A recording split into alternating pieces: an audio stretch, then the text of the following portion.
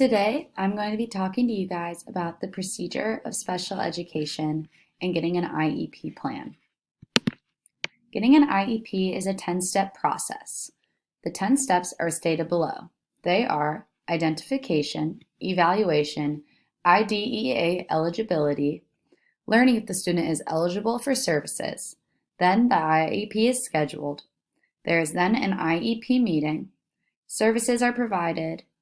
And then there's a progress report, IEP reviews, and re-evaluations that are extremely necessary to keep up with the student. So to begin, first a student is identified. A child is identified to need special education and related services. If a child does not fit the IDEA definition of special education related services, then they may not pass this point. Next, the student goes through an evaluation. Students are assessed relating to their suspected disability, and they are evaluated to see what resources are necessary for their needs. Next, the student goes through an IDEA eligibility test.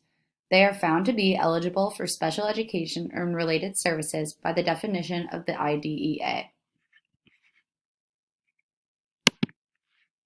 After this occurs, an IEP is scheduled. This is extremely important, so it must be scheduled within 30 calendar days of their eligibility. Parents are notified first, and all participants are notified and take place at the meeting.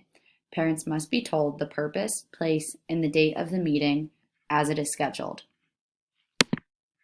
Then the IEP meeting can take place. An IEP is an individualized education program. This is very important for all special education and all resources. This meeting will take place and an IEP plan will be written formally. Next, the services are provided and the IEP is carried out as it is formally written.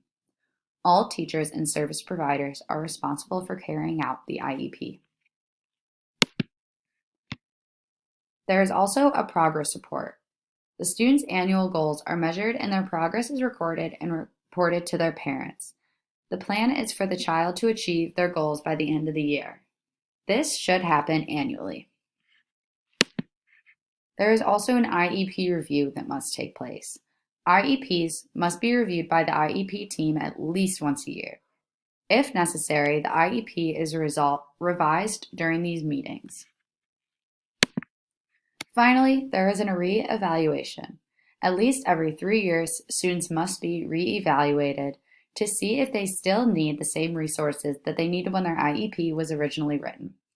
The re-evaluation deciphers what the student's educational needs have been and what they are now, and where the child is based upon the IDEA definition of students with disabilities. Through all of these, students are placed into special education classrooms and are able to get their education through IDEA. And here is my source.